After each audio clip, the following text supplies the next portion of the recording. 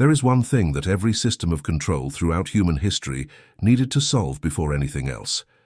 Before building prisons, before creating laws, before erecting walls, forming armies, appointing kings, or writing constitutions.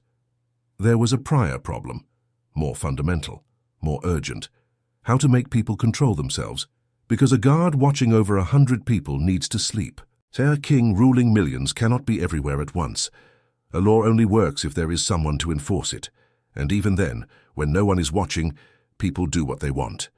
Unless you can achieve something much more ingenious than any guard or any law, unless you can place the guard inside the person, that they watch over themselves, that they punish themselves before being punished, that they do not even come to formulate certain thoughts, because they learned from childhood that thinking certain things is already in itself an act of transgression that deserves consequences. For millennia, humanity developed systems to do exactly that, and none of them was more efficient than religion administered by power. One man saw this, not vaguely, not as a poetic intuition, not as an angry accusation from someone who was hurt and wants revenge. He saw it with the precision of a surgeon. He described it with the language of geometry, theorem by theorem, definition by definition, proof by proof. And then he wrote it all down. This man was Baruch Spinoza. And what he left written is still treated today, in certain circles, as something that should not have been written, not because it is wrong, but because it is, line by line, irrefutable. There is a huge difference between a false idea and a dangerous idea. A false idea can be corrected. You present the evidence, demonstrate the error, and the person, if reasonable, updates what they believe. A dangerous idea is different. A dangerous idea is not fought with arguments. It is fought with silence, with fear, with exclusion, with the implicit or explicit threat that those who carry it will pay a price. Spinoza lived this on his own skin. Every institution of his time tried, in its own way, to make him stop. The synagogue used formal cursing, the cherem, the most violent excommunication ever pronounced in that community, a text that used words like abomination and horror without specifying any concrete crime, because the concrete crime could not be said aloud without sounding ridiculous. The Catholic Church waited for him to die to place his works on the list of banned books, because in life he was too small to be a martyr, and the last thing they wanted was a martyr. The rulers of the cities where his books circulated confiscated them, burned them, reprinted them, confiscated them again in an infinite and completely useless persecution. Completely useless because the ideas were already loose. And loose ideas have no fixed address to be confiscated. What exactly did Spinoza say that provoked all this? This is the question that will guide everything you will hear from now on. And the answer is not simple to give. Not because it is obscure or technically inaccessible, but because it requires you to be willing to look at certain things without the usual protection of historical distance. Because what Spinoza said about the religion of the 17th century did not stay in the 17th century.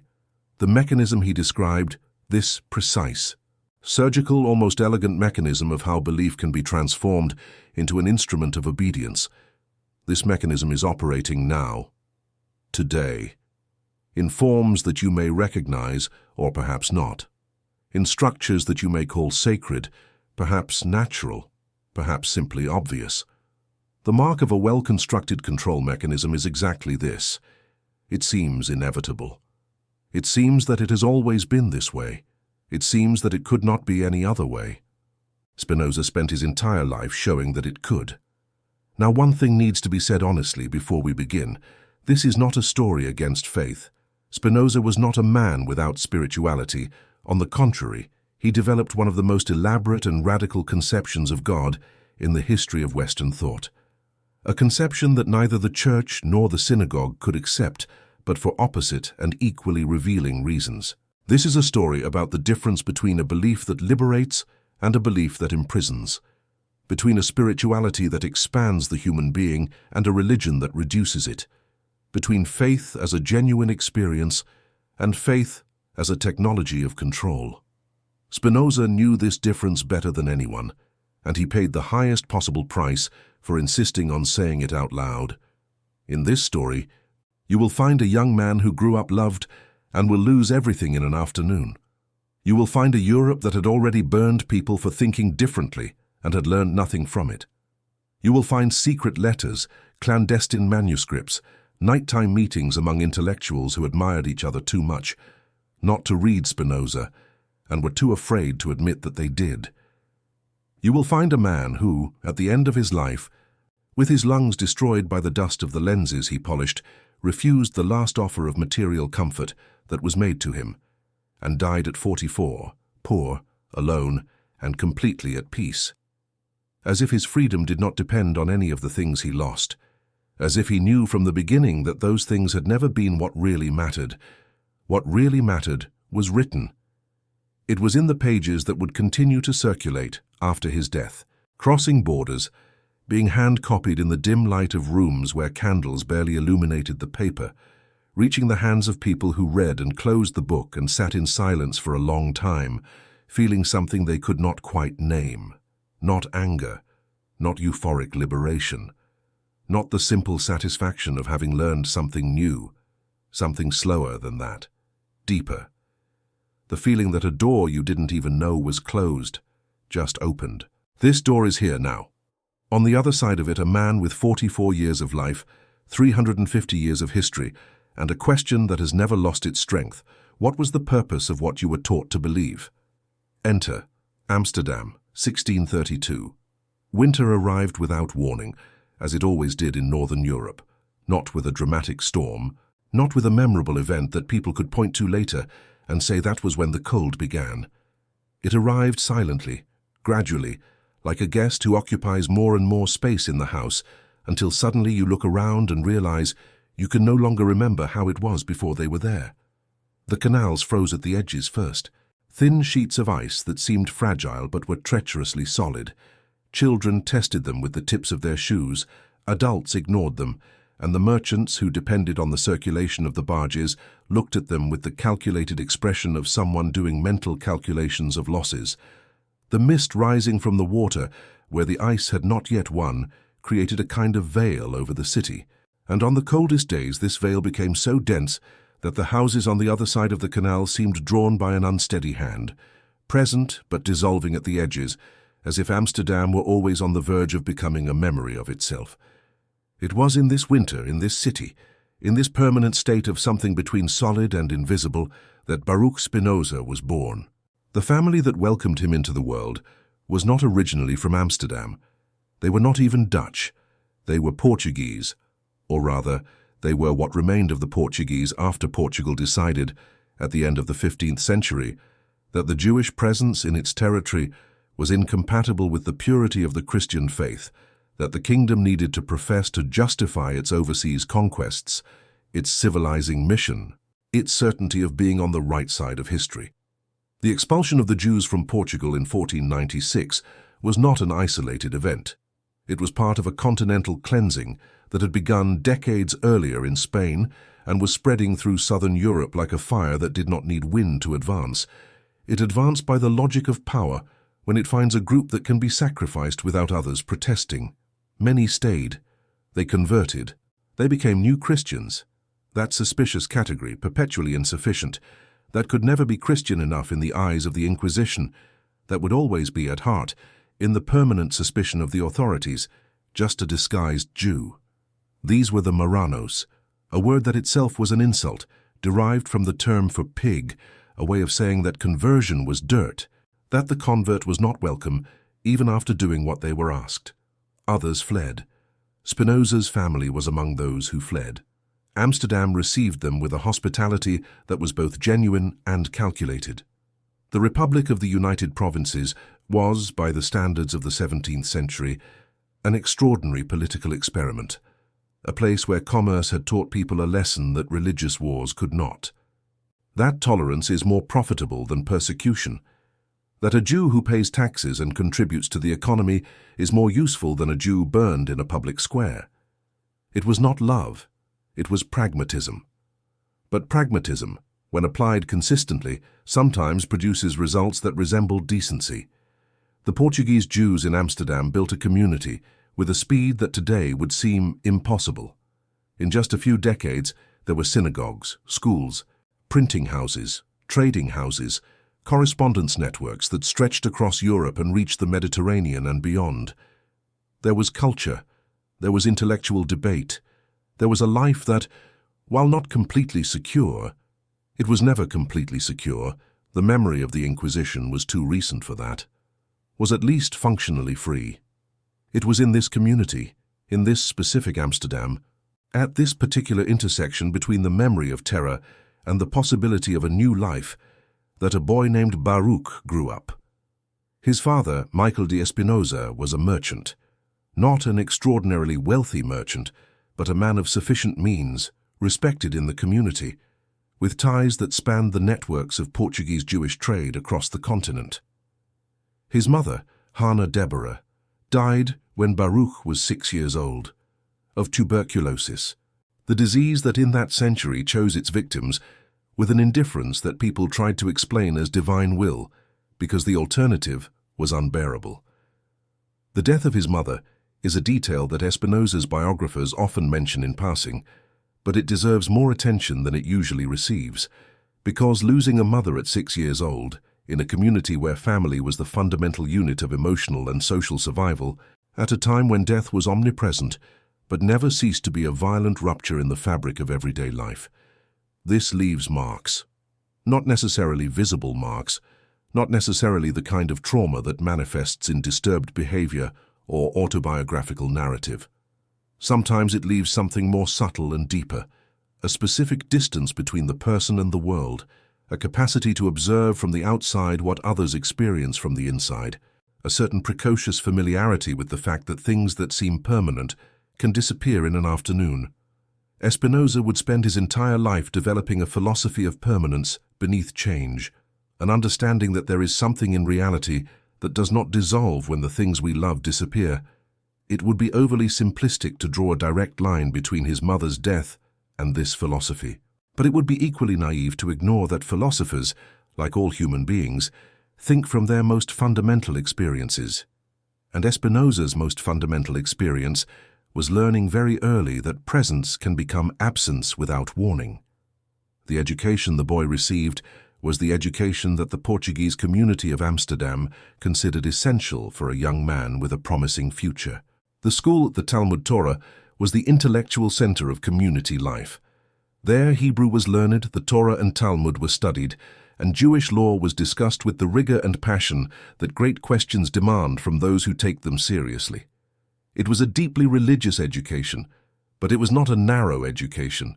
The teachers of the Portuguese community were men who had survived the Inquisition, who had lived in a Christian world for decades pretending to be what they were not, who knew medieval philosophy both in the Jewish version of Maimonides and in the Christian version of Thomas Aquinas, and who were not afraid to compare, contrast, and question. It was these teachers who saw something different in the young Baruch. It was not the speed of learning. There were other students equally quick. It was not the memory. The Jewish tradition of study revered memory, and there were those who memorized more than Spinoza. It was something else, a quality harder to name and harder to deal with. It was the refusal to accept an answer as definitive, any answer, about any subject, not in an aggressive manner, not with arrogance, not with the desire to embarrass the teacher, with a calmness that was, for that reason, more disconcerting than any aggression. The young Baruch would listen to the answer, consider it, and then, with the courtesy of someone who genuinely wants to understand, not of someone who wants to win, would ask the next question. The question that the answer had not answered, the question behind the answer, and then the question behind that question. There is a type of intelligence that educational systems, all of them, in all times, have difficulty dealing with. It is not the intelligence that learns quickly. That is welcome. It learns what is taught, reproduces what is expected, advances through the stages of the system with admirable efficiency and without disturbance. It is not even the intelligence that disagrees. Disagreement can be managed. There are established ways to disagree within any intellectual tradition. Heterodox positions that are heterodox within the system, that challenge particular aspects without questioning the whole structure. The type of intelligence that no system knows well what to do with is the one that questions the structure itself. That is not satisfied with the answer, because it perceives that the answer presupposes something that has not been demonstrated. That cannot, and it is not a matter of will, it is a matter of constitution, cannot accept as a starting point what has been given to it, as a starting point without examining where that starting point came from. That was Spinoza. And in a community that had survived terror precisely by maintaining its identity cohesive, by preserving with rigorous discipline the practices and beliefs that distinguished it, by cultivating obedience to the law not as oppression but as survival, in such a community, this type of intelligence was not only academically inconvenient, it was existentially threatening. But that would come later. For now, the young Baruch was still the pride of the school. He was still the brilliant son that his father showed off with satisfaction. He was still the student that the teachers cited as an example. He was still, within the limits that were given to him, a son of Israel that the community recognized as its own. And he studied. He studied with the intensity that only exists in those who still do not know, or perhaps are beginning to suspect, but do not yet admit, that what they are learning will eventually conflict with what is expected for them to believe. He studied Maimonides and found the monumental attempt of an extraordinary man to reconcile reason with faith. He studied the Bible and asked, first silently, then less and less silently, things that the teachers answered with answers that did not answer. He studied the scholastic philosophy that arrived through the books circulating in the community and realized that there was, beneath all that architecture of arguments, a foundation that no one touched, that no one examined, that everyone presumed solid without ever having verified. A foundation called authority, the authority of texts, the authority of the wise, the authority of tradition, the authority of God as described in those texts by those wise men through that tradition. And the young Baruch began to ask, first for himself, the question that would change everything. But who wrote these texts, and why, and for whom? Spinoza's adolescence coincided with a period of transformations that the Portuguese community of Amsterdam was still trying to process. The 17th century was a moment of fractures, not only the obvious fractures, the religious wars that had devastated Europe in the previous decades, the Protestant Reformation and the Catholic Counter-Reformation that had redefined the religious map of the continent with the blood of millions. There were more subtle, deeper fractures that ran through the very intellectual soil of the time, like invisible cracks that the buildings had not yet collapsed, but that those who knew how to look could already see. Science was changing, not in a smooth and gradual manner, not as a quiet addition of knowledge upon knowledge. It was changing violently, disruptively, structurally threatening everything that had been built upon the authority of the past. Copernicus had put the Earth in motion, literally. He had removed the planet from the central position that medieval cosmology had given it, not only as an astronomical question, but as a theological question. If the Earth is not at the center of the universe, then humanity is not at the center of the universe. Then the cosmic history of the fall and redemption, of original sin and salvation, loses the geography that made it intelligible. Galileo had paid the price for confirming Copernicus with empirical observation. The Church had forced him to recant, and he had recanted publicly with the required words, keeping to himself, according to legend, the murmur of eppur si muove, and yet it moves. The retraction was a short-term victory for the Church and a long-term defeat, because it showed everyone who came after that the court of evidence and the court of faith were different courts with different criteria, and that sooner or later this difference would need to be faced.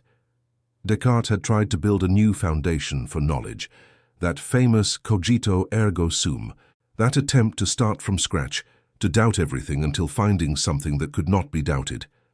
But Descartes had stopped before going too far.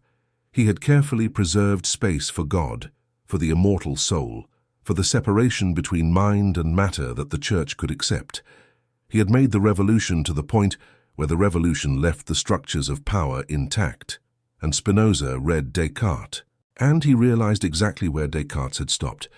And he asked, with that calmness that was more disturbing than any aggression, what lay on the other side of that boundary that Descartes had refused to cross. There was a teacher.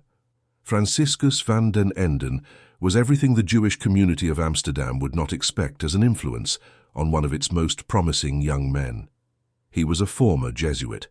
And that combination, former Jesuit in Amsterdam in the 17th century, already says a lot about how much history fits into a single life. He had left the order, become a teacher of Latin and classical Greek, and had set up in Amsterdam a school that was, by all accounts, a place of extraordinary intellectual ferment. Van den Enden did not just teach languages, he taught through the languages a stance towards knowledge, a stance that required every assertion to be examined, that every assumption to be named, that every authority to be evaluated by the criteria of reason and not tradition. Spinoza entered that school probably to refine the Latin he would need to read the philosophers and scientists who were writing the intellectual revolution of the century. And he learned Latin, but he learned other things as well. He learned that there were people, intelligent, serious people, not destroyed or driven mad by their questions, who were asking the same questions he had begun to ask in the silences between classes at the Jewish school. That they were not crazy, they were not immoral, they were not threats to the order of the world. They were simply people who had decided that truth was more important than the comfort of not questioning. This discovery, of not being the only one, is often underestimated. But for those who grew up feeling that their way of thinking was an aberration, discovering that there are others who think the same way is not just an intellectual comfort. It is a kind of salvation. Before continuing, you have made it this far, and that is not trivial, because this is not a simple story to hear. It asks something of you. It asks that you sit with the discomfort of certain questions without rushing to a quick answer. It asks that you accompany a man on a journey that does not have the kind of satisfying ending we are used to expecting. Spinoza did not win in the common sense of the word. He was not rehabilitated in life. He did not see his ideas triumph while he could still feel that. And yet you are here. That tells me something about you. It tells me that you are the kind of person who prefers an uncomfortable truth to a comforting lie. That you can sit with the open question without needing to close it prematurely. That you understand, on some level, that you may not even be able to articulate fully, that certain stories need to be heard to the end, not because they end well, but because the journey itself changes something. So let me ask you a question, and I want you to really think before answering, not as a rhetorical exercise, but as a genuine inquiry. At what moment in your life did you suppress a doubt because it seemed dangerous to have it? Not dangerous to your physical safety, but dangerous to your belonging to some group, some family, some community, some identity that you needed to maintain. Write in the comments now. It doesn't have to be a grand philosophical revelation. It can be a small moment, a doubt you swallowed at a family dinner, a question you didn't ask at a meeting, a belief that started to crack, but you sealed the crack before it opened too much. I want to read it, and if you are not yet subscribed to this channel, do it now. Not because I need the number, but because what comes next is the kind of content you will want to find again. That you will want to send to that specific person in your life. You already know who it is, who also asks these questions in silence and thinks they are alone in doing so. No one is alone in this. Spinoza wasn't, and neither are you. Now, back to the story. As Spinoza expanded his horizons through Van den Enden, something was happening within the Jewish community that would make conflict inevitable. The Portuguese community of Amsterdam had survived for decades in Portugal as converted Christians, Marranos, in the cruel language of the time. They had practiced Judaism in secret, in basements, hidden away, with the permanent terror of the Inquisition knocking at the door. And when they finally arrived in Amsterdam and could practice openly, when they could return to the identity they had kept inside for generations, there was something of traumatic urgency in that return. It was not just religion, it was identity, it was survival, it was the affirmation that all that generation of pretense and fear had meant something, that there was something real beneath the mask, and that this real thing was Judaism as the rabbis defined it, as the law prescribed it, as tradition transmitted it. Any threat to that definition was not just theologically inconvenient, it was existentially unbearable. And Spinoza, with his increasingly less silent questions, was becoming exactly that threat. It did not happen all at once.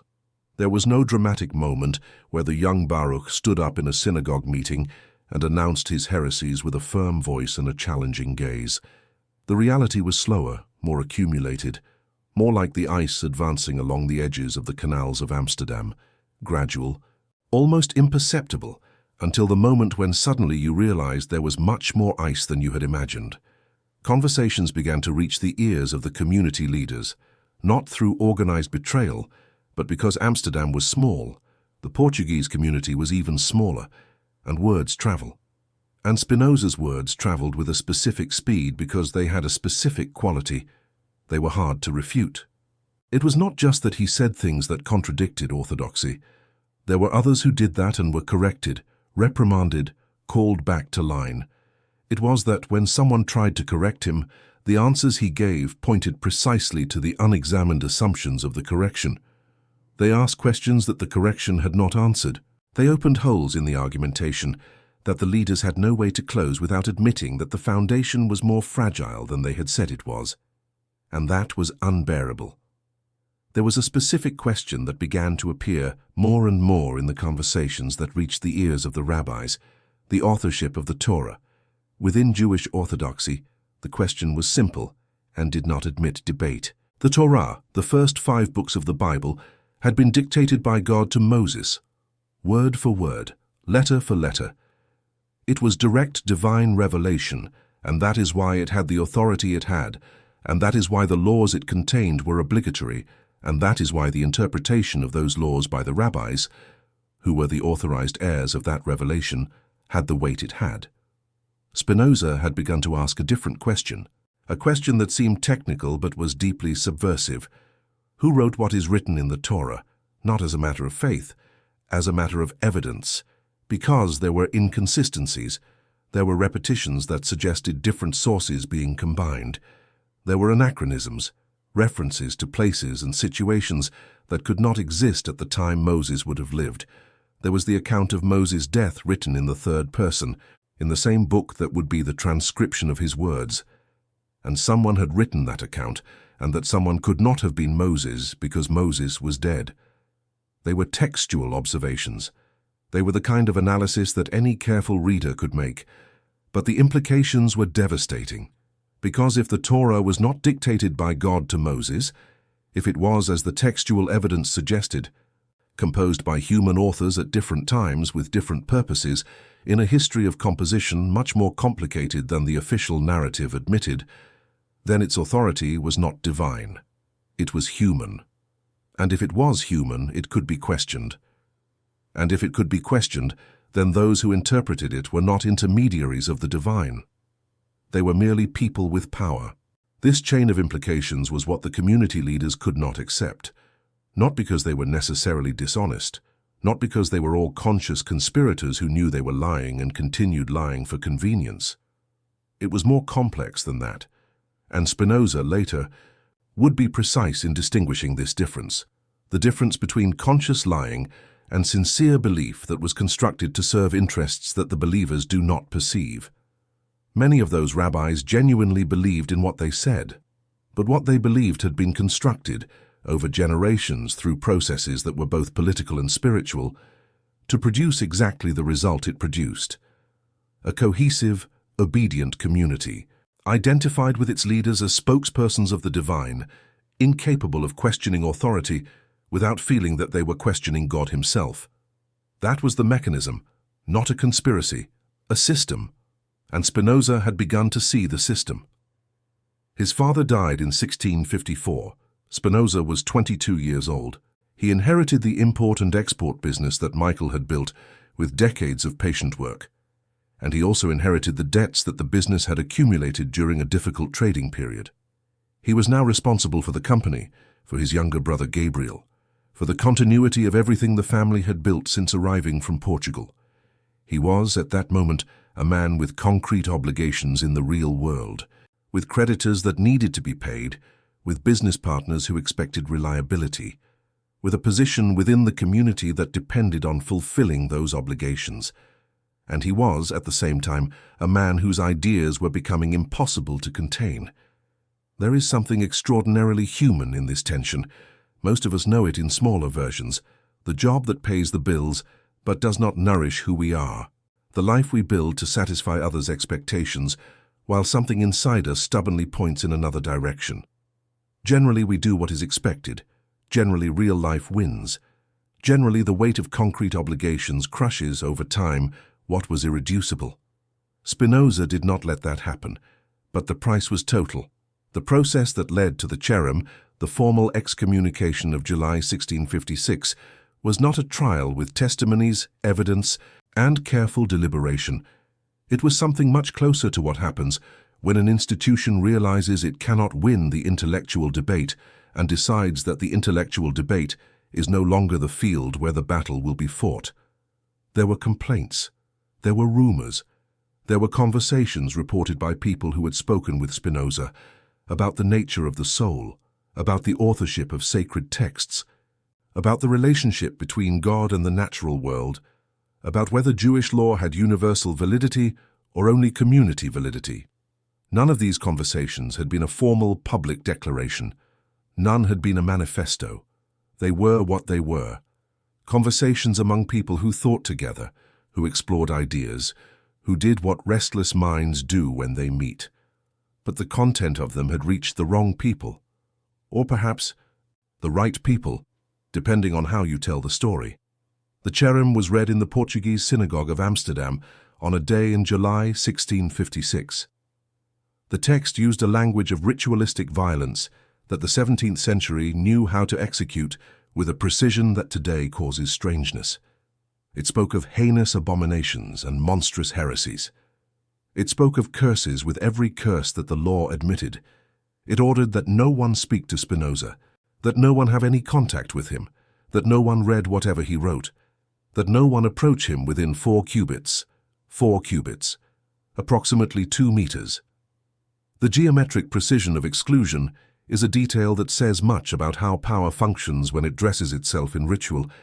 It not only excludes, it measures exclusion. It quantifies distance. It transforms human distance into a number. And the number makes the distance more real than any word could. What the cherem did not do was specify the heresies. This detail is fundamental, and Spinoza, later, would note it with the dry irony of someone who has already passed through the fire and learned to look at the embers without fear.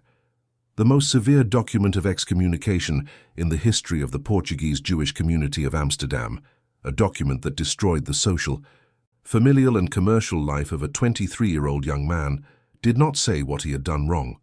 It only said that it was wrong, because if it had specified, it would have to argue. And arguing with Spinoza was, as the community leaders had already discovered in private conversations, an endeavor that did not end well for those who tried. So there was no argument. There was exclusion.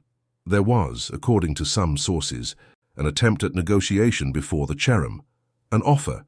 If Spinoza remained silent, if he agreed to moderate what he said and to whom he said it, there would be financial compensation, a modest income, a way of coexisting that preserved appearances.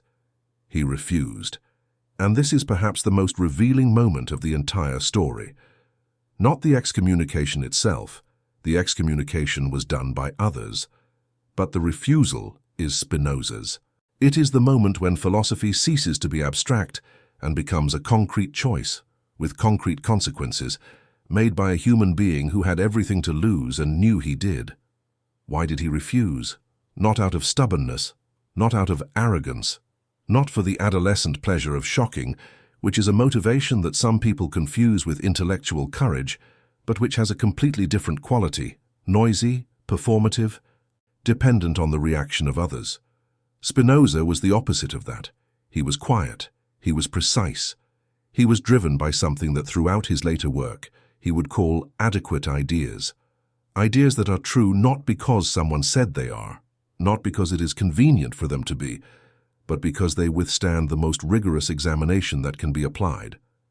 And he had examined, and he had come to conclusions that he could not honestly undo just because it would be more comfortable to undo them. Accepting the offer would be equivalent to saying that truth can be bought, that what you think can be adjusted to what is convenient to think, that the right price makes any idea disappear. Spinoza could not accept that, not as a matter of pride, as a matter of integrity, in the most literal sense of the word, the integrity of being a whole thing instead of a divided thing. The days following the cherem are difficult to reconstruct with historical precision. It is known that Spinoza left Amsterdam, or was forced to leave. Sources vary on the voluntariness of the move.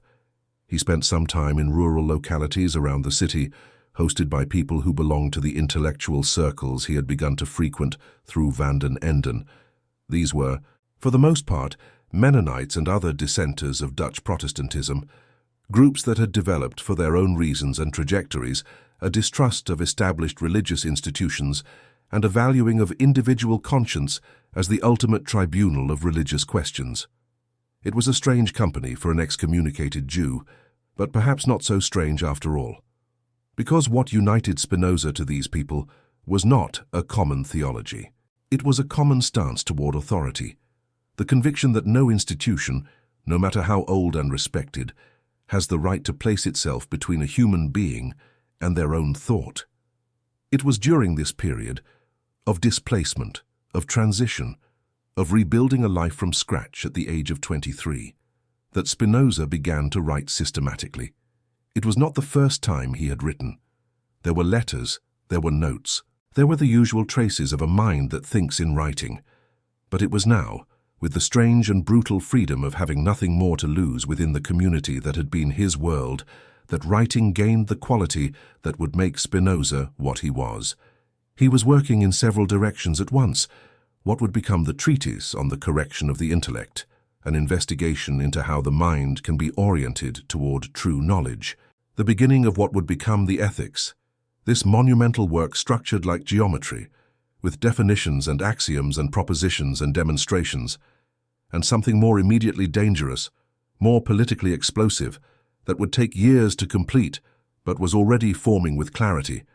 A systematic investigation of the sacred texts, a historical, philological, philosophical analysis of the Bible that would treat the sacred texts with the same method that would be applied to any other historical document, asking who wrote, when, in what context, for what purpose, for what audience, serving what interest. This would be the theological political treatise, and it would be, when finally published, a bomb. But before the bomb, there was the work. And the work de Spinoza during this period had a quality that his contemporaries who visited him described with a mixture of admiration and bewilderment. He was serene. Here was a man who had lost family, community, name, future, economic security, lost, in a sense, everything that defines a human being's position in a social world. And he worked, and he conversed, and sometimes he laughed. And there was no bitterness in him that would be understandable, that would even be justifiable, that any human court would absolve without hesitation. Why? The answer lies in the philosophy he was constructing, a philosophy that was not just a theory about the world. It was a way of inhabiting the world, an understanding of reality that, if you truly internalized it, produced a specific kind of freedom, not the freedom to do whatever you want, not the freedom to escape the consequences of your choices, but the freedom of not being governed by fear. And fear, Spinoza would return to this more and more, was the fundamental instrument, the central mechanism, the lever through which power operates in the hearts and minds of people long before it needs to operate in their external lives. Those who are not afraid cannot be controlled in this way. And Spinoza, for reasons that would take decades to articulate fully, had discovered how not to be afraid. To understand what Spinoza was building and why it was so threatening, it is necessary to enter for a moment into the heart of the most fundamental philosophical question of his time, the question of God. Not in the superficial sense of whether God exists or not. That question, while important, was not the question Spinoza was asking. It was a deeper, more disturbing question, precisely because it admitted an answer that was neither yes nor no. The question was, what kind of God is possible to exist? And the answer that Spinoza developed was so radical that it produced a strange effect on his readers. Some called it disguised atheism, others pantheism, still others the only truly coherent theology that had ever been produced. And they were all right, from different perspectives, which says something about how the answer was simultaneously precise and explosive. Let us begin with what Spinoza was not willing to accept. The tradition, both Jewish and Christian and Islamic, the three Abrahamic religions that dominated the intellectual and political horizon of 17th century Europe, conceived of God as a personal being. A being with intentions, with will, with the capacity to decide, to punish, to reward, to intervene in human history in specific and deliberate ways. A God who had created the world in a conscious act of will, in 6 days according to the Bible, but the number matters less than the concept. There was a before and an after. An emptiness, and then an act of deliberate creation. A God who looked at what he had made and evaluated. It was good. A God who spoke, who gave laws, who promised rewards to those who obeyed and threatened punishments to those who disobeyed, who had chosen a specific people at a specific time and had established a covenant with that people, with all the historical and political implications that a divine covenant carries. This was the God that religious institutions administered. This specific God, with these specific characteristics. And Spinoza asked a question that seemed innocent and was not. Can this God be proven? Not by faith. Faith does not need proof. That is the point of faith. But by reason. By the criteria we apply to any other assertion about reality. And if it cannot be proven, if the existence of this specific God with these specific attributes depends on texts whose authorship is human and whose historical contexts of production are identifiable, then what are we really asserting when we say that God commands, that God prohibits, that God wants this or that? Are we asserting a truth about reality? Or are we asserting that certain people have authority over others? The distinction matters immensely, because if it is the first thing, if God really commands and prohibits and wants, and if the texts that record these orders are indeed faithful records of the divine, then obedience is not a matter of power. It is a matter of truth. The religious hierarchy is not a hierarchy of human power. It is a mediation of divine power, and questioning the mediators is questioning God himself. But if it is the second thing, if what we have are texts written by humans, interpreted by humans, administered by human institutions, in specific historical contexts with identifiable political interests, then the obligation to obey changes completely in nature. It does not disappear.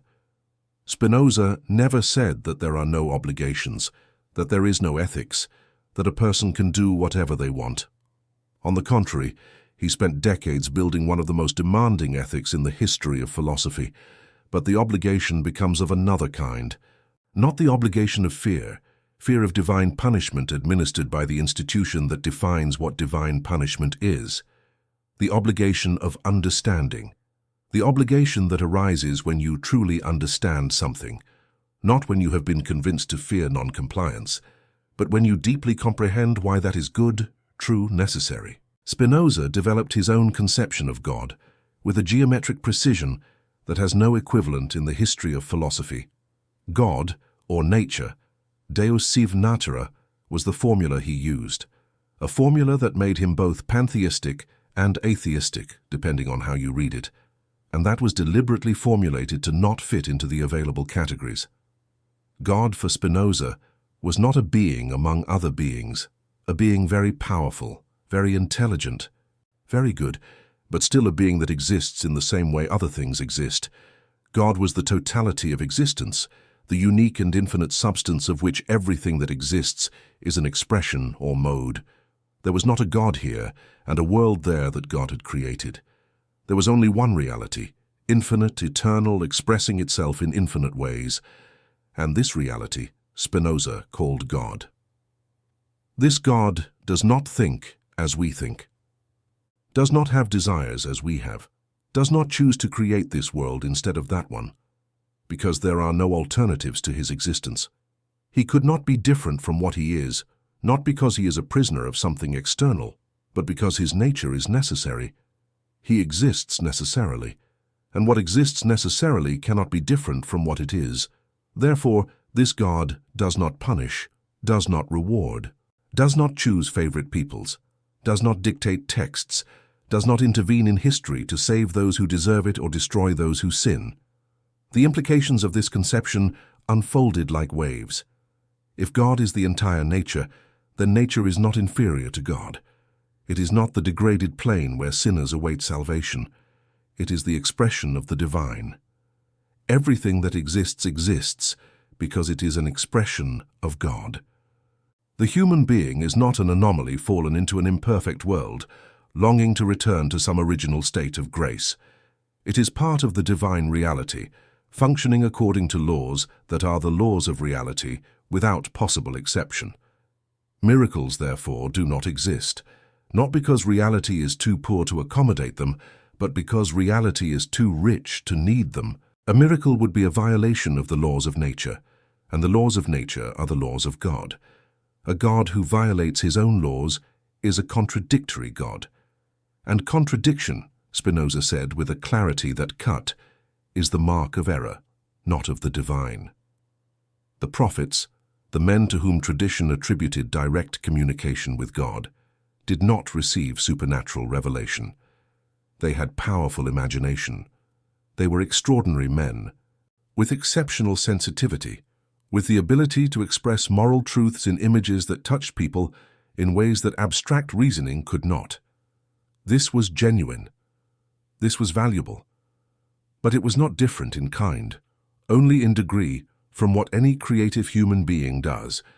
And the Bible, the text that the three great religions treated as the direct word of God, was a historical document, an extraordinary document, rich, complex, the product of centuries of composition and editing by human hands in specific historical contexts. It should be read with the same method as any other historical document. It should be interrogated. It should be understood in context. There was a specific consequence of all this that interested Spinoza more than any abstract theological question, the question of power. If God does not intervene in human history in specific and voluntary ways, then no ruler can claim divine mandate. No king is king by the will of God. He is king by the will of men, by force, by agreement, by the political mechanisms that human beings have developed to organize collective life. If the sacred texts are human texts, then the that interpret them are not spokespersons of the divine. They are human interpreters with human perspectives, with human interests, and the authority they claim is political authority, not theological.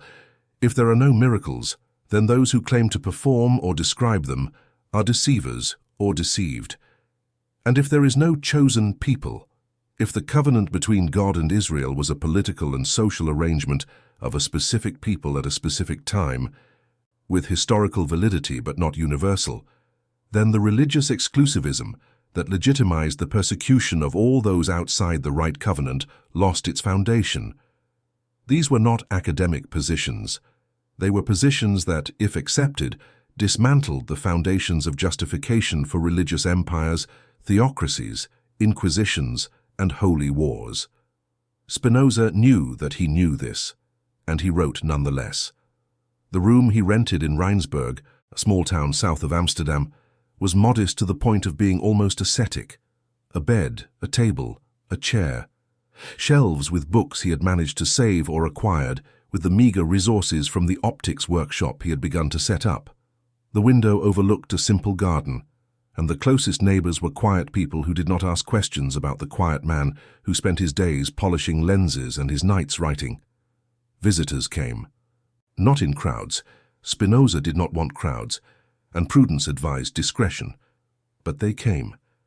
Intellectuals from various parts of Europe who had heard of him, who had exchanged letters, who wanted to sit with him and see how ideas worked in dialogue before committing them to paper. They described afterward not a bitter or messianic man or one thirsty for revenge against those who had excluded him. They described someone extraordinarily present, who listened with genuine attention, who responded with precision, who did not have the inflated ego of someone who knows he is smarter than others and needs that to be recognized at every moment. There was in him, they said, something complete, as if he were not expecting anything from the world, as if what he already had, clarity, the ability to think without fear, the work he was doing, was enough. This was the freedom that philosophy produced when truly lived and not just thought. And this freedom, Spinoza was discovering, was the most dangerous thing of all, because a person who is not afraid cannot be controlled. And a person who cannot be controlled is, for any system of power based on fear, an absolute threat. There is a difference between the courage that comes from ignorance and the courage that comes from understanding. The former is the courage of the young who cannot imagine what they might lose. It is genuine courage, sometimes noble, but it carries with it an innocence that time tends to correct, usually in a painful way. The young learn what was at stake, learn what it cost, and rarely have the same courage afterward. The latter is different, rarer, more disturbing to contemplate. It is the courage of one who knows exactly what they might lose, has lost part of it, understands that they will lose more, and continues nonetheless, not out of stubbornness, not out of an inability to assess risks, but because they have reached an understanding of what truly matters that makes risk assessment completely different. Spinoza had this second courage, and it came directly from something he was building in the ethics, this monumental work that would take most of his adult life to complete, and which is still considered one of the most ambitious and technically rigorous texts in the history of Western philosophy. What the ethics attempted to do was, in a certain sense, simple to describe and impossible to execute. It sought to demonstrate, with the rigor of a geometric proof with definitions and axioms and propositions and chain demonstrations, the necessary conditions for human freedom. Not political freedom in the narrow sense, not the absence of external coercion. Freedom in the deepest sense, the capacity of a human being to be effectively governed by their own reason rather than being governed by their passions. And the passions, here was the detail that complicated everything, were not, for Spinoza, bad things in themselves. They were not the corrupt and inferior part of human nature that needed to be subdued for the superior part to triumph. That was the medieval view he was discarding. The passions were natural forces, expressions of how the human being, inserted in a world they do not completely control, reacts to the things that affect them. Fear is a passion. Joy is a passion. Hatred is a passion. Love is a passion. None of them is good or bad in the abstract. They are responses to situations and can only be evaluated in relation to the situations and the consequences. The problem was not having passions. The problem was being governed by them without understanding what they are and where they come from. Imagine that you are afraid of something. The fear is real. You feel it in your body, in the rhythm of your heart, in the tension of your muscles, in the narrowness of thought that accompanies the state of alertness. Fear exists. There is no denying that. But fear of what exactly?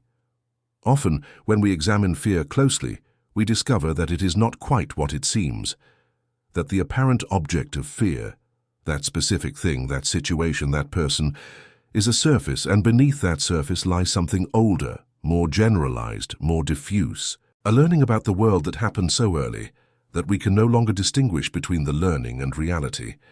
We learn that certain thoughts are dangerous, not because we have been punished for them, perhaps we never even had them, but because we learned the fear of having them before we had them. This is the most sophisticated mechanism of control that exists, not the punishment of deviation. The learning, so early and so total, that deviation is dangerous before you even try to deviate. Spinoza called this servitude, the servitude of unexamined passions, and he distinguished this servitude from freedom, not as the absence of passions, but as the capacity to understand the passions, to understand where they come from, what they produce, what interests they serve. Because a passion understood loses its power to govern you, it remains present, but no longer in the pilot seat. Spinoza's ethics begins with God and ends with human freedom, and this trajectory is not accidental. For Spinoza, human freedom can only be understood within a correct conception of what reality is, and the wrong conception of reality that did the most harm to human freedom was precisely the conception that institutionalized religions promoted, that of a universe governed by a personal God who dispenses rewards and punishments according to his will. and whose representatives on earth have the authority to interpret that will and demand it. In such a structure, the correct posture of the human being is obedience, humility before the incomprehensible, acceptance of what is said by those who have the authority to say it, and fear, the fear of divine punishment, the fear of condemnation, the fear of erring in ways that are not completely explained but are terribly punished, is the lubricant that makes the machine work. Spinoza replaced this structure with another radically different one. In a reality that is God, where everything that exists is an expression of the one divine substance, where the laws of nature are the laws of God and admit no exception, the human being is not before a ruler who can be pleased or displeased. They are before a reality that functions necessarily and can be understood, and understanding is liberating in a way that obedience can never be. Because what you understand, you incorporate. It becomes part of your way of thinking, feeling, acting. You no longer need external vigilance because understanding has done the work that vigilance was trying to do, and it has done it better, deeper, more durably.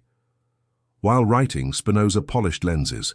This biographical detail is often mentioned as a curiosity, the great philosopher who worked with his hands to support his mind. But there is something more in it that is worth examining. Polishing lenses is a job that requires absolute precision.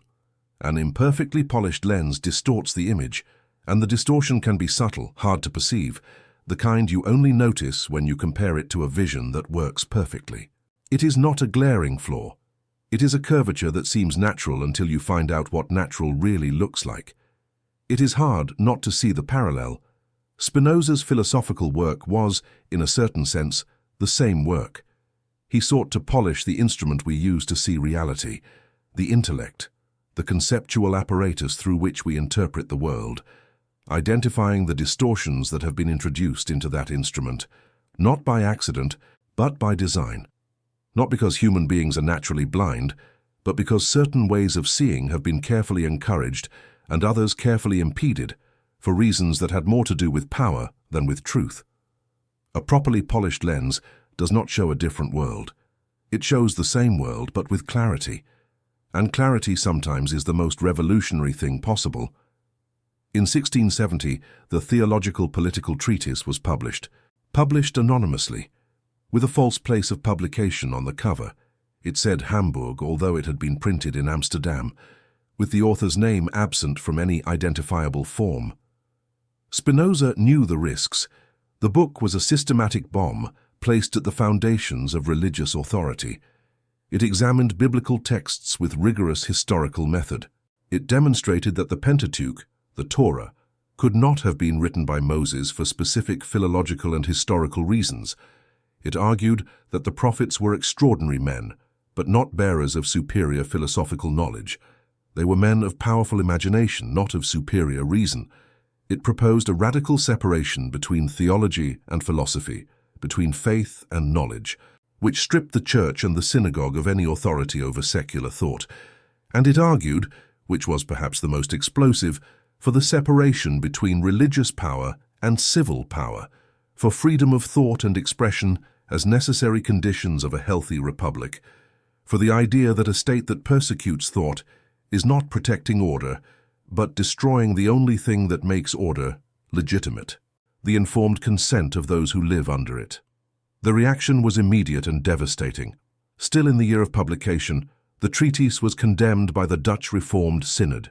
In the following years, it was banned in Dutch territories. It appeared on the list of books prohibited by the Catholic Church.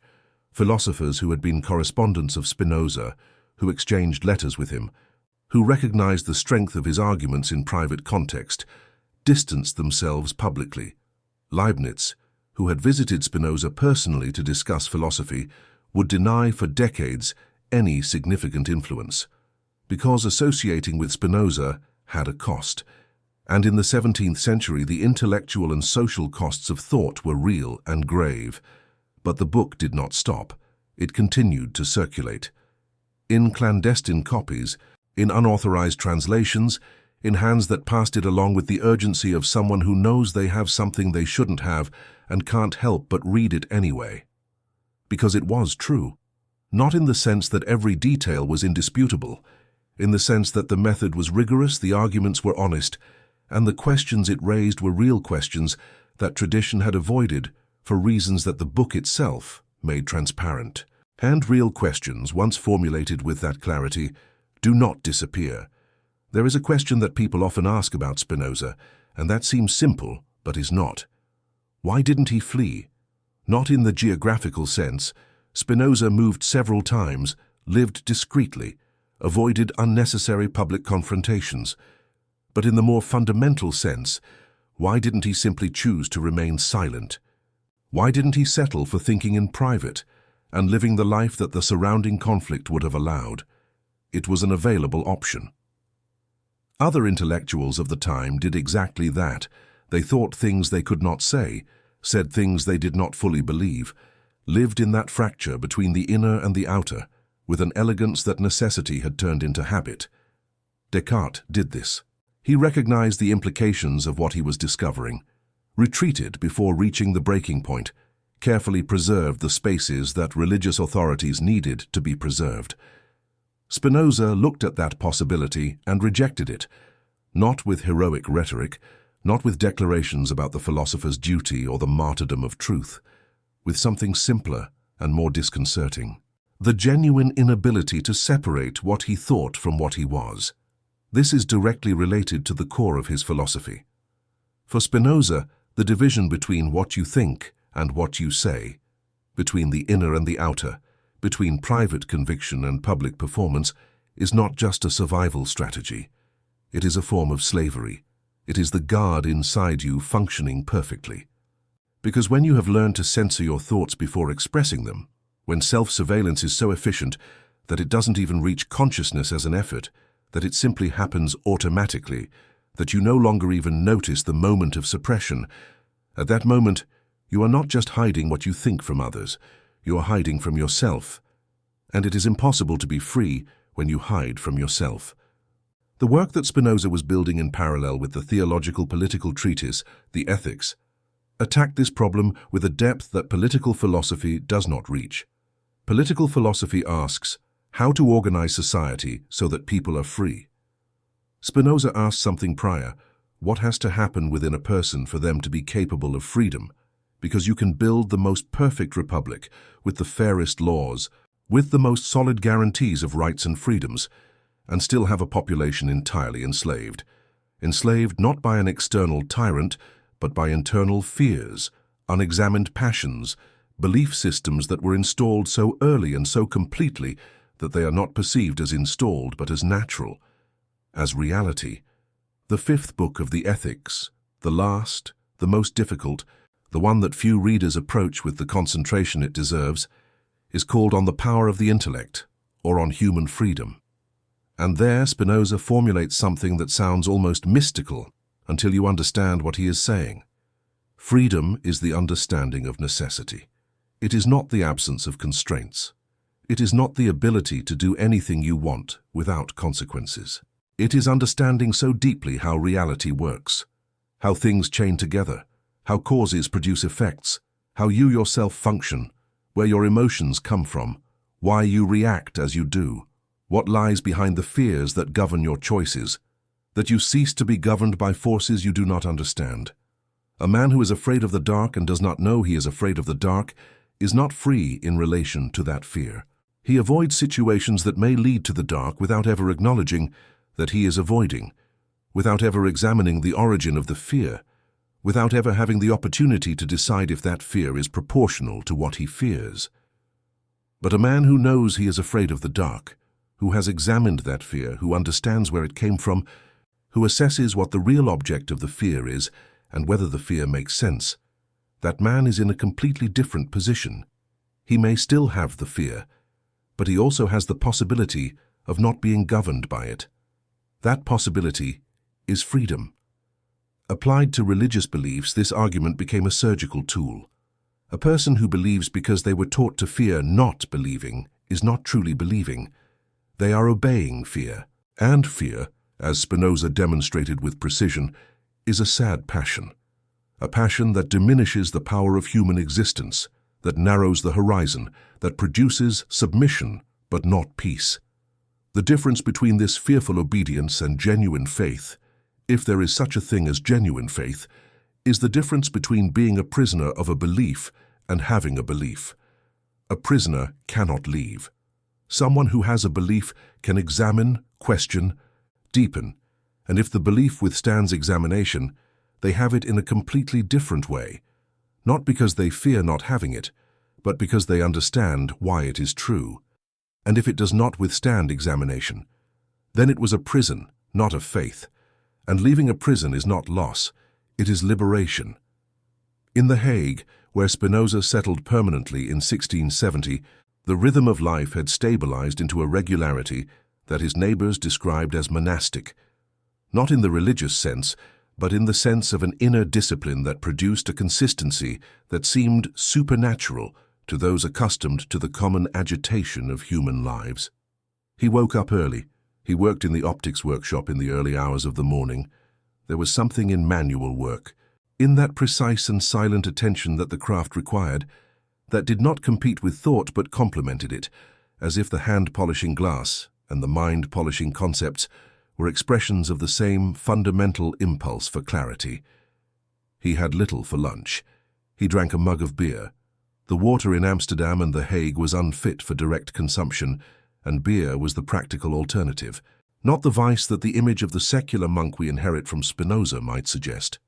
He smoked a pipe at the end of the day when visitors arrived to talk. And he talked. The visitors were of all kinds. There were regular correspondents, men like Henry Oldenburg, Secretary of the Royal Society of London, with whom Spinoza exchanged letters for years, in a correspondence that is today one of the most fascinating documents of the intellectual history of the 17th century. There were students who came from afar to sit with him and personally understand what the texts left open. There were curious individuals who had heard about him and wanted to see how the famous heretic was in person. And there were, occasionally, people who came with questions that were not philosophical. In 1673, an invitation arrived from an unlikely place. Prince Condé, commander of the French army that had occupied parts of the Netherlands, wanted Spinoza to visit him in Utrecht. The pretext was philosophical. The real context was political. There was an ongoing war. There was the French attempt to gain allies and influences in occupied territory. There was the kind of calculation that the powerful make when they believe that someone's intelligence can be put to the service of their interests. Spinoza went, but he returned without having made any commitments. The meeting, of which we have no detailed account, only fragments, seems to have followed the usual pattern of encounters between Spinoza and power. Power offered something. Spinoza listened attentively and courteously, and then explained with the same calm he had explained to the leaders of the synagogue years before that he was not available for what was being offered.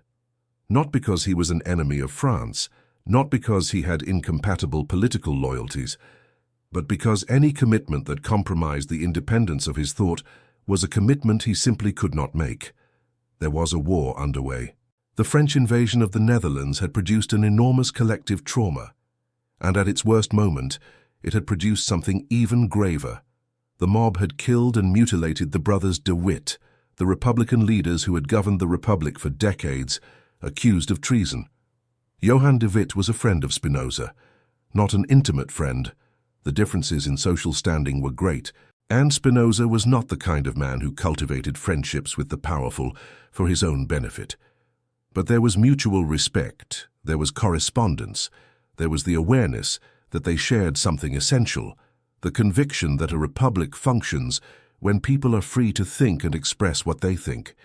The death of De Witt was, for Spinoza, a blow that affected him more directly than many events in his life. His biographers report that, upon hearing the news, he reacted with an unusual disturbance for a man famous for his serenity. He would have prepared a placard to put in the street, Ultimi Barbarorum, the last of the barbarians, and was physically prevented by his host from going out with it. The host was right in the practical dimension. Going out into the streets of The Hague at that moment with such a placard was risking one's life. But Spinoza's impulse reveals something important about the serenity he cultivated. It was not indifference. It was not the peace of someone who has become incapable of being affected by what happens around them. It was the peace of someone who feels, who is affected, who has real and powerful passions, and who even so manages, most of the time, not to be governed by them in a destructive way. Most of the time. That afternoon, the death of DeWitt nearly broke that management. And perhaps that is what makes Spinoza human, rather than simply admirable from afar. There is a question that runs through all of Spinoza's philosophy, like an underground thread that only becomes visible when you know the terrain well enough to know where to look. It is the question of fear. Not fear in general, but a specific type of fear that Spinoza identified as the most powerful tool that power possesses. A fear that does not need brute force to function. A fear that does not manifest as explicit coercion, but as genuine conviction. A fear that people carry without knowing it is fear, because it has been taught to them so skillfully, so early, wrapped in so many layers of sacred meaning, that it seems part of the nature of things. The fear of damnation, the fear of sin, the fear that there are thoughts that, by themselves, by simply being thought, already constitute an offense to God that can cost eternal salvation.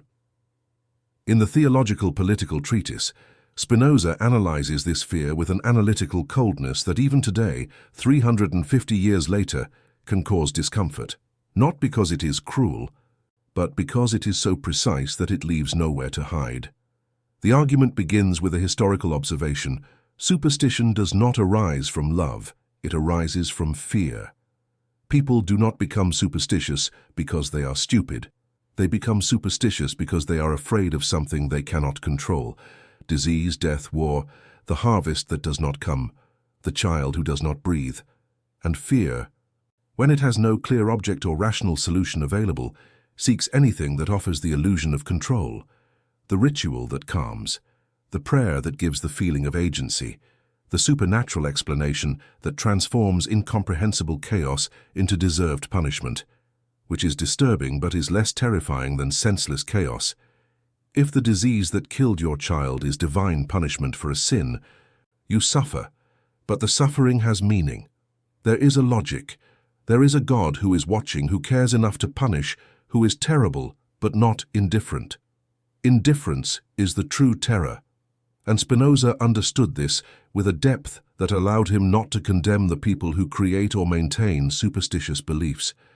He understood the function they serve, the real comfort they offer, in the face of real helplessness. The problem was not the comfort. The problem was the price. The price of the comfort provided by fear is freedom, because once you accept that suffering is divine punishment, that what happens to you is a consequence of having pleased or displeased a God who intervenes in reality, you are in a structure from which there is no way out without paying an enormous cost.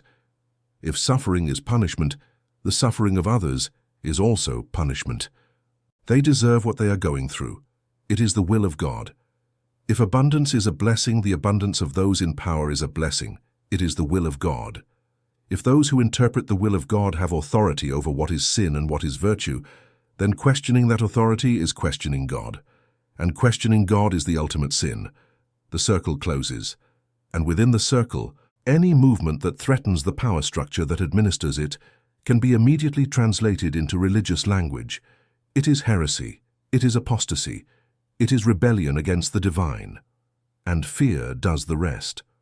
The people who should be on the side of the questioner pull away, because no one wants to be contaminated by heresy, because the social and spiritual price of associating with the heretic is too high. Because the fear, that fear installed so early and so completely, is stronger than the rational analysis that would say that the questions of the heretic are legitimate. Spinoza lived this mechanism in his own skin, and instead of getting angry, instead of reacting with the resentment that would be completely justifiable, he did what was, for him, the only possible response. He analyzed the mechanism with greater precision. Because anger is understandable but not useful, anger confirms the structure. The angry heretic seems dangerous, seems irrational, seems an argument in favor of those who excluded him. The cold, precise, irrefutable analysis is something else. It is the adversary that cannot be rebutted because it is not asking to win a debate. It is showing how the debate has been structured in such a way that some positions can never lose, regardless of the arguments. Showing the structure, that is what Spinoza did. And showing the structure was paradoxically the most subversive act possible, because once the structure is visible, it loses much of its power. Fear works best in darkness. There is a part of the theological political treatise that still seems extraordinarily contemporary today. The chapter on freedom of thought and expression. Spinoza argues there, with a clarity that no political text of the time matches, that the attempt to control thought is not only immoral, it is counterproductive, it is physically impossible. Because power can control bodies, it can control actions, it can prohibit specific behaviors and punish those who practice them. But it cannot control what people think. People can be forced to say what they do not think. They can be forced to act in ways that contradict what they believe. But thought itself, the internal process by which the mind formulates and evaluates ideas, is beyond the reach of any external power. And the truth that is asserted. What is at stake is not only the veracity of a belief, but what it allows to be done or prevented from being done. Spinoza invites us to look at beliefs not only as ideas to be accepted or rejected, but as tools that shape social and political reality. He challenges us to question not only what we believe, but why we believe it. Fear, as he argues, is a powerful motivator that can distort our perceptions and lead us to accept convenient truths that serve specific interests. When fear is used as an instrument of control, it not only limits freedom of thought, but also shapes the very nature of belief. Beliefs that arise in an environment of fear tend to be more rigid, more dogmatic. They become not only a way of understanding the world, but a way of protecting oneself against uncertainty and vulnerability. The need for security can lead people to cling to ideas that might otherwise be questioned. This creates a vicious cycle where belief becomes an armor against fear, but also a prison that limits freedom of thought. Spinoza warns us that true freedom cannot exist where fear reigns. Freedom of thought is essential to the health of any society. Without it, innovation is stifled, progress is slowed, and the ability to question and challenge the status quo is compromised.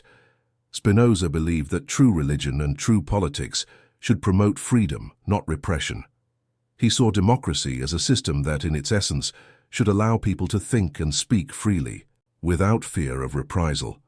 However, he also recognized that democracy, like any system, could be corrupted and used to control rather than liberate. The struggle for freedom of thought is an ongoing struggle. In each generation, people face new challenges that test their ability to think critically and express themselves freely. Spinoza's legacy reminds us that vigilance is necessary to protect this freedom.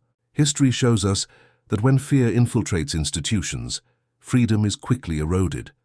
Therefore, the responsibility falls on each of us to question not only the beliefs we inherit, but also the power structures that sustain them. Spinoza's importance lies in his ability to make us reflect on the nature of belief and control. He teaches us that true freedom is not merely the absence of external constraints, but the capacity to think and act according to reason and truth.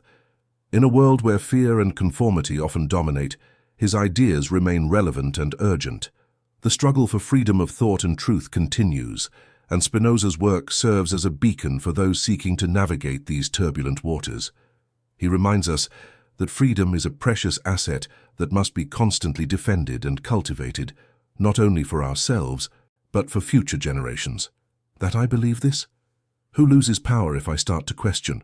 What changes in the structure around me if I stop accepting and start examining? These are questions that any human being can ask. They do not require philosophical training. They do not require having read Spinoza, although reading Spinoza undoubtedly helps to formulate them more precisely. They require only the willingness to look at one's own beliefs with the same attention you would give to any other assertion about reality, with the genuine question, where did this come from? What sustains this? If I examined this carefully, would it withstand scrutiny? And at the hardest question of all, the one that encounters the most internal resistance, what have I gained and what have I lost by believing this? Spinoza did not promise that the outcome of this examination would be liberating in the simple sense. He did not promise that you would come out on the other side with the peace of someone who has resolved everything. He did not promise that the questions would have satisfactory answers.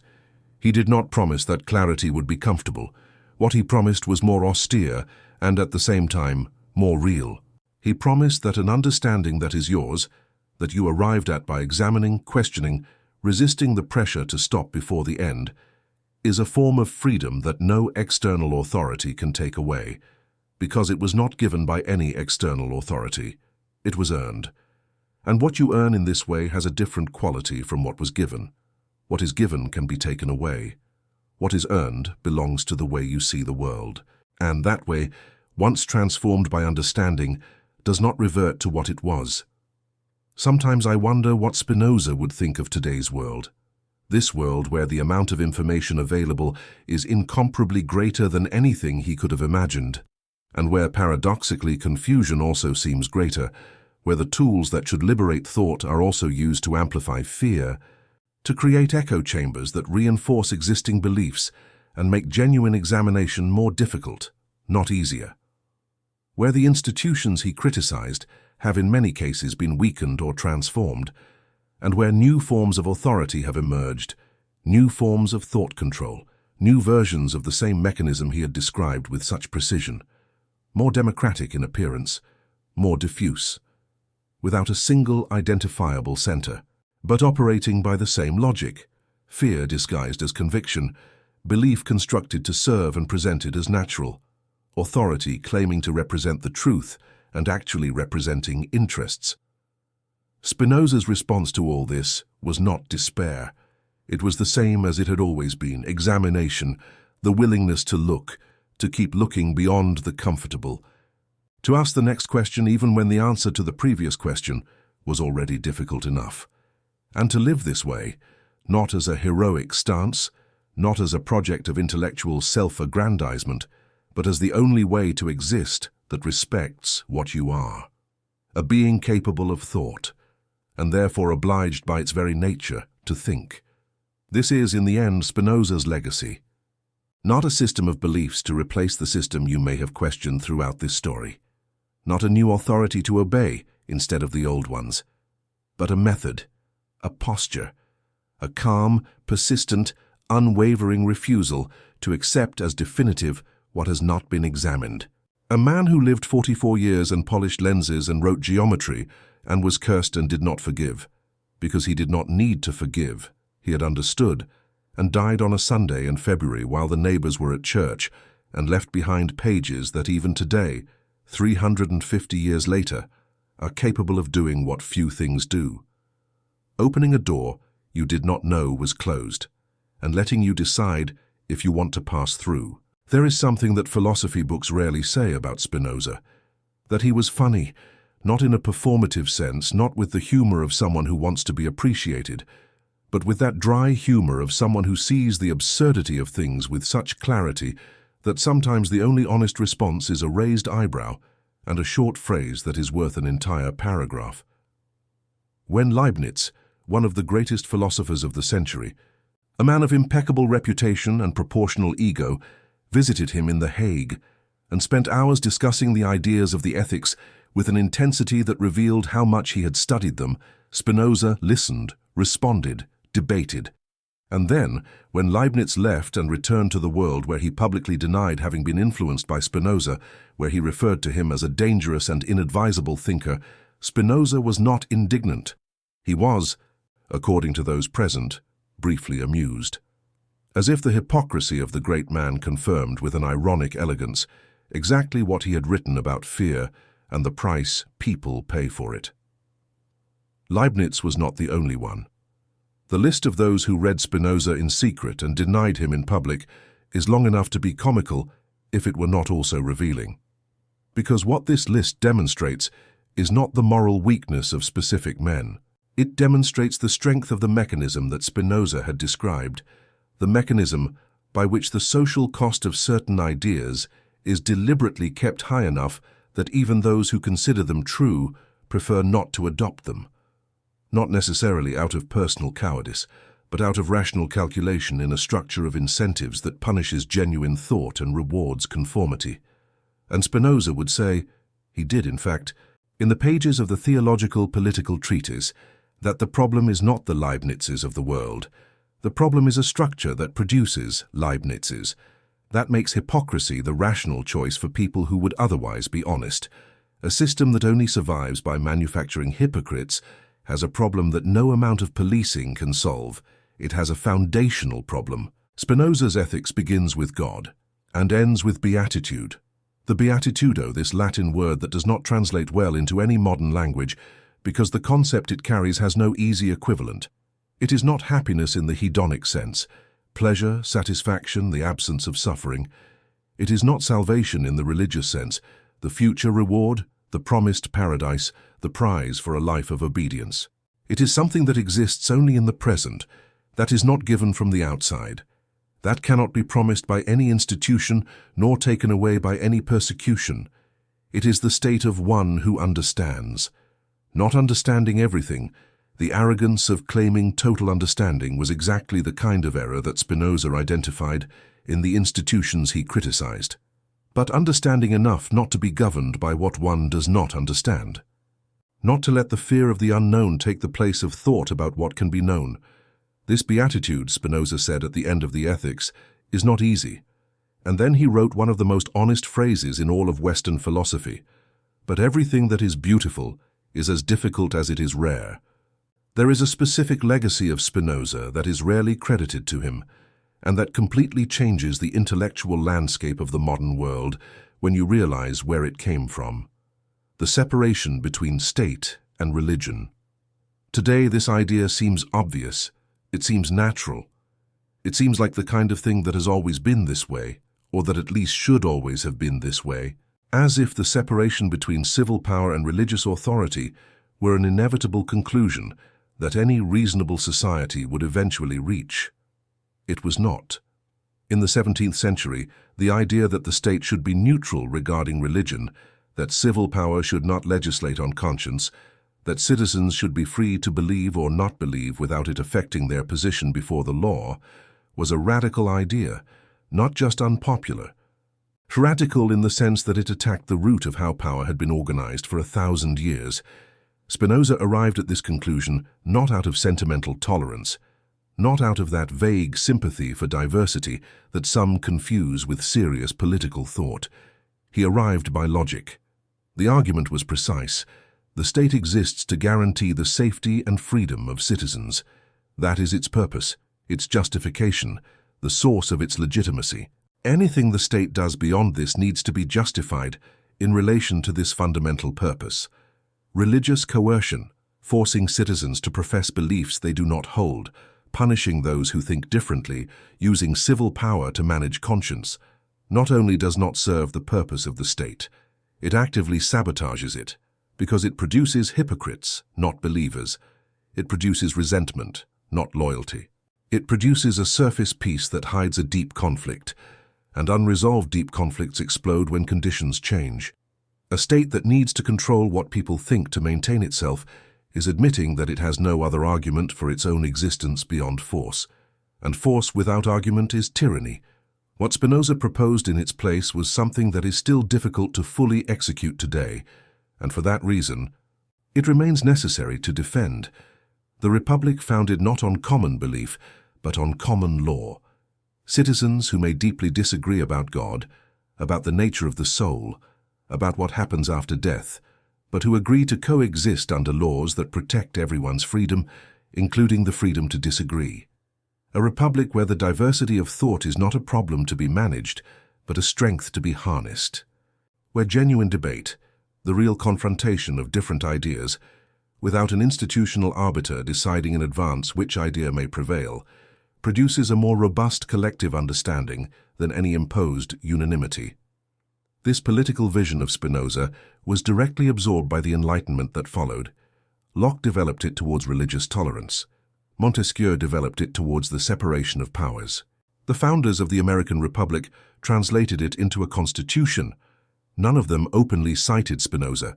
The name was still dangerous, still carried the weight of condemnation, still made people recoil.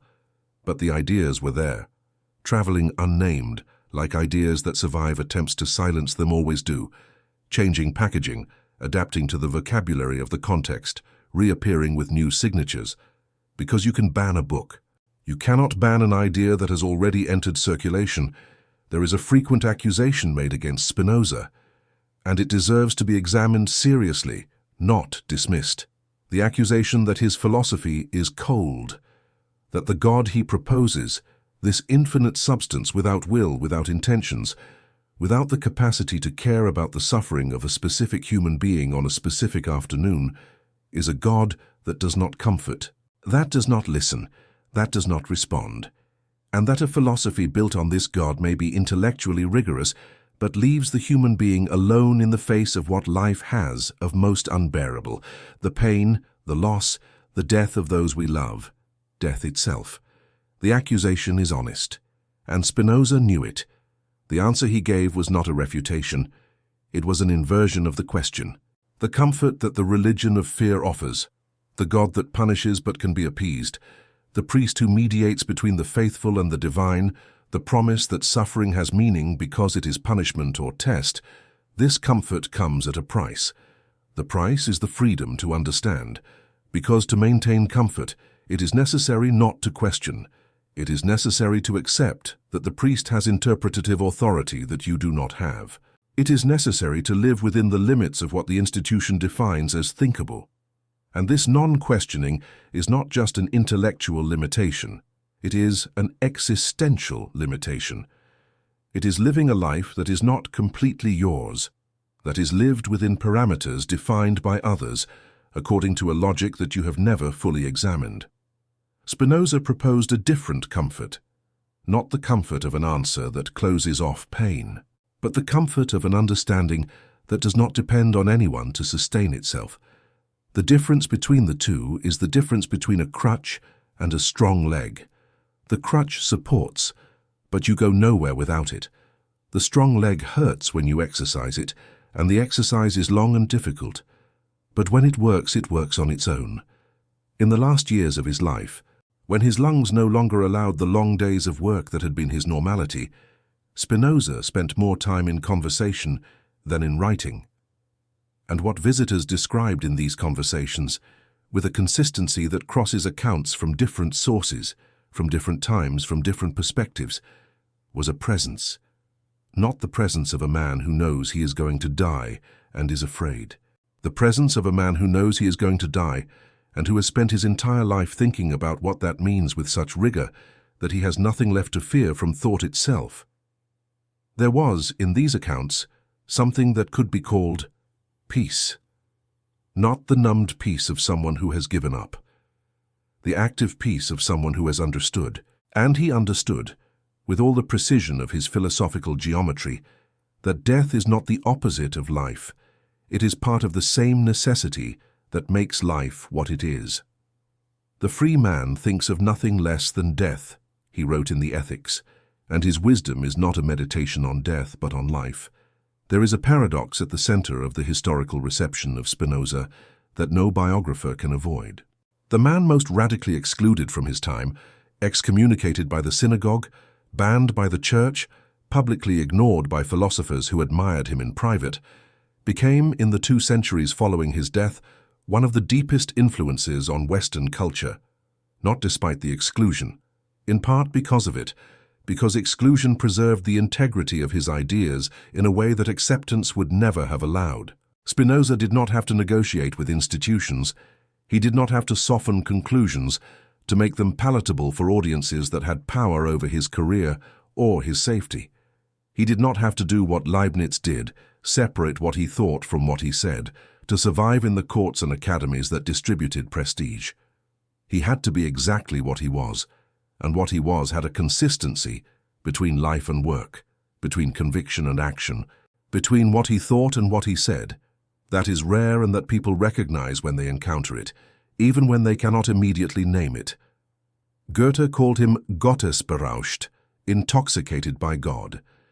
He said that whenever he became confused about the nature of God and the world, he returned to Spinoza and found clarity. Hegel said that to be a philosopher it was necessary to have gone through Spinoza, that it was impossible to do serious philosophy without first confronting what Spinoza had placed at the center of the problem. Einstein, when asked about his conception of God, would respond, "The God of Spinoza," the ordered, rational, necessary reality that science investigates and that religion often obstructs. Freud, without directly citing Spinoza, but in a way that scholars of both recognize, developed the idea that human beings are governed by forces they do not know, and that knowledge of these forces is the path, if not to healing, at least to a greater freedom than ignorance allows. The influence spread because the questions Spinoza asked have not aged. Why do the questions of a man who died in 1677 remain relevant in a world he could not have imagined? Because what he investigated was not the 17th century. It was the human condition, the tendency of power to disguise itself as sacred truth, the tendency of fear to disguise itself as faith, the tendency of institutions to confuse their own permanence with the common good, the tendency of human beings to accept as natural what has been constructed and to defend it more fiercely the more invested they are in the construction. These tendencies are not from the 17th century. They are from any time when human beings organize collectively, which is every time. And there is one last dimension of Spinoza's influence that is perhaps the most silent and the most real. It is not the philosophers who cite him. It is not the theologians who refute him. It is not the scientists who invoke his name when they want to describe a reverence before the order of the universe that does not need the supernatural to be profound. It is ordinary people who have never heard the name of Spinoza, but who have arrived by their own tortuous paths at the same question he spent his life formulating. What was the purpose of what I was taught to believe? Who benefits from my not questioning this? What happens if I examine? These people exist in every time, in every culture, in every religious, political, familial tradition. They are the ones who feel the discomfort that Spinoza described, the discomfort of thinking beyond what is permitted, and who, instead of suppressing it, follow where it leads, with or without a name for what they are doing. One last thing needs to be said about the man, not about the philosophical system, not about the historical influence, not about the ideas that have crossed centuries and arrived here, about the man. Baruch de Spinoza was not a symbol. He was a human being with a body that became ill, with a family history that left marks, with a community that shaped him and then rejected him in a way that, no matter how much philosophy helped to process, could not simply be neutralized as if it had not happened. There were real losses. There was real loneliness. There was the absence of the people he had loved as a child, the mother who died young, the father who died before the conflict was resolved, the siblings whom the cherem separated. Philosophy does not erase these losses. It was not made for that. It was made so that these losses would not be the end of the story, so that what was taken would not define what is possible, so that the pain, real and legitimate, do not turn into servitude, do not become the fear that governs choices, that narrows horizons, that makes past suffering a reason not to take risks in the present. There is a proposition in ethics that Spinoza formulated with the mathematical dryness of someone proving a theorem, but when you understand what it is saying, it has the strength of something lived, not just thought. He says that sadness diminishes the power of existence of the human being, that what increases this power is joy, not superficial pleasure, not euphoria, but joy in the deep sense of expansion, of increasing the capacity to act and understand and exist more fully. And then he says that nothing that produces genuine sadness can be truly good, including, and this was the incendiary point, the religion that sustains itself through fear and guilt. That keeps the faithful in a state of managed sadness, that convinces them that diminishing themselves is virtue, that submission is sacred, that doubt is sin. Such a religion, any system like that, does not liberate. It imprisons, and the imprisonment is not accidental, it is the function. But Spinoza did not stop at the diagnosis. What makes him different from a mere critic, from a man who identifies the problem and remains in criticism, is that he went further. He asked, if not this, what? If not obedience out of fear, how does one live ethically? If not the authority of institutions, What guides choices? If not the promise of reward and the threat of punishment, why be good? And the answer he developed, over 15 years of work in ethics, was at once more demanding and more generous than any answer that tradition had offered. More demanding because it had no shortcuts. There was no intermediary. There was no ritual that could replace understanding. There was no confession that absolved without real change. The responsibility was entirely yours, about what you think, about how you act, about the kind of human being you become with the choices you make. More generous because it did not require punishment to function. It did not depend on fear. It did not demand humiliation as a condition of access. It was available to anyone willing to examine, regardless of origin, religious belonging, or social position. Understanding has no doorman. In the end, what Spinoza left was not an answer. It was a stance. The stance of someone who gently, firmly, without drama but without retreat, refuses to accept as definitive what has not been examined. Someone who understands that examination costs, that there are real losses along the way, that certain truths make you no longer fit where you once did, and that this dislocation is painful, and that the pain is real, and that it is still worth it.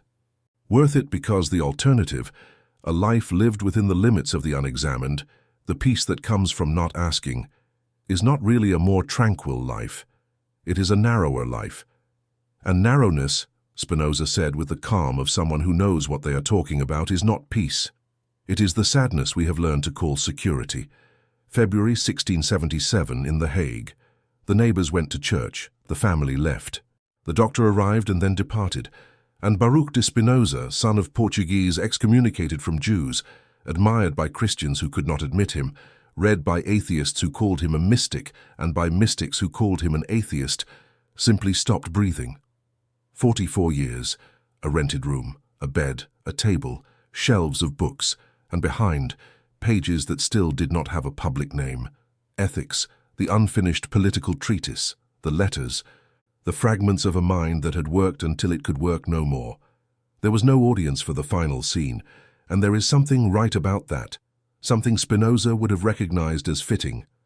The life he led was not made for an audience. It was made to be lived with integrity, and integrity does not need witnesses to be real. What remains 350 years later? The question remains, not the answers. Answers age, need to be updated, need to be translated into the vocabularies of each era. But the question endures. What was the purpose of what you were taught to believe? Not as an accusation, not as an invitation to cynicism, as a genuine invitation to examination, the same examination Spinoza conducted with the lenses he polished, to identify distortions, adjust the curvature, until the vision is as clear as reality allows. You have come this far.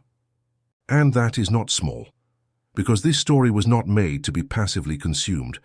It was made to disturb, in the way that only true things disturb, to leave something lit that you may need time to know what to do with. That is normal.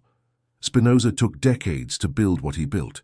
You have time. What you do not have, what no one has, is the possibility of unexamining what has already been examined, of closing back a door that has already been opened. You may not pass through it now, but it is open.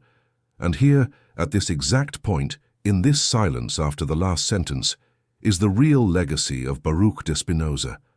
Not a system, not a doctrine, not a new authority to replace the old ones. A door that he opened at the cost of everything, and that remains open for anyone willing to examine what is on the other side. What you find on the other side is yours. It always was.